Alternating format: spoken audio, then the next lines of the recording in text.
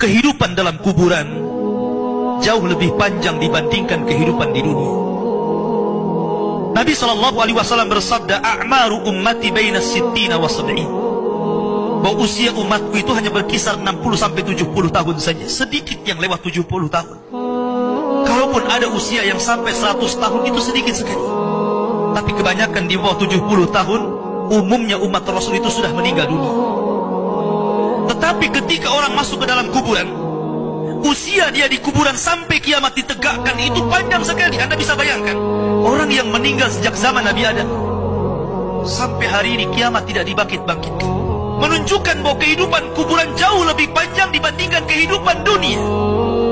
Dari sinilah maka wajar seorang mukmin harus takut dengan kehidupan kuburan.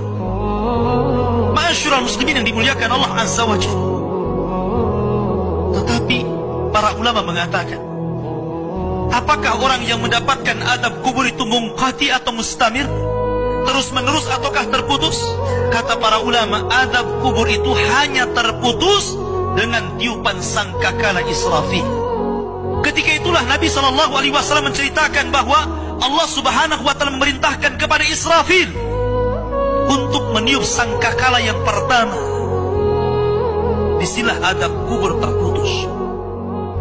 Karena ketika itu seluruh orang mati, baik orang yang ada di atas bumi atau yang ada di bawah bumi, baik kalangan jin, baik malaikat, kecuali makhluk-makhluk yang Allah kehendaki saja, semua hancur. Dan Abu Hurairah radhiyallahu anhu menceritakan kehancuran bumi setelah tiupan sangkakala itu adalah 40. Bisa 40 hari, bisa 40 bulan, bisa 40 tahun. Yang jelas Allah hancurkan bumi ini. Allah luapkan lautan ke daratan. Allah jatuhkan bintang. Allah hancurkan gunung sehingga seperti kapas yang dihempas angin. Itulah yang disebut dengan kehancuran alam atau hari kiamat. Baru setelah kemudian bumi tidak bulat lagi, tapi bumi terhampar. Allah ganti bumi yang kita pijak dengan bumi yang baru. Itulah yang disebut dengan padang mahsyar. Maka disitulah Allah Subhanahu wa Ta'ala memerintahkan Israfil untuk meniup sangkakala kebangkitan. Yang kedua kalinya Israfil pun kemudian meniup sangkakala. Maka dari situlah manusia keluar dari perut bumi. Wa akhrajatil ardu athqalaha. Allah keluarkan beban-beban beratnya. Disitulah orang-orang yang beriman, ketika mereka muncul dari kuburan, maka mereka akan berkumpul dengan keluarganya. Allah mengatakan, alladzina amanu wattaba'athum dzurriyyatuhum biimanin alhaqna bihim dzurriyyatuhum. Orang-orang yang beriman, kemudian keimanan diikuti oleh keluarganya, oleh istrinya, oleh suaminya, oleh bapaknya, oleh anak-anaknya, oleh cucu-cucunya. Maka ketika mereka dibangkitkan dari kuburan, mereka langsung berkumpul menjadi satu keluarga. Dan itu sebuah ketenangan. Tapi orang-orang di luar daripada beriman, mereka keluar dari perut bumi seperti dua binatang.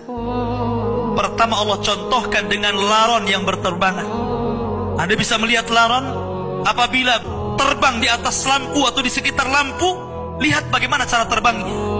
Mereka akan saling tubruk dengan kawan-kawannya. Karena pada hari itu anak lari dari orang tuanya, suami lari dari istrinya, orang tua lari dari anaknya. Terkadang mereka bertubruk satu dengan yang lainnya. Yang kedua seperti belalang kal jaradil muntashir. Pertama seperti laron dulu, lari sana lari sini, yang dari barat ke timur, yang dari timur ke barat, yang dari selatan ke utara, yang dari utara ke selatan. Mereka kacau sehingga mereka mengatakan, ya wailana man ba'atsana min marqadina. Celaka, siapa yang membangunkan aku dari tidurku? Tapi orang-orang yang beriman hanya mengatakan, hadza ma wa'adar rahman wa sadaqal mursalin.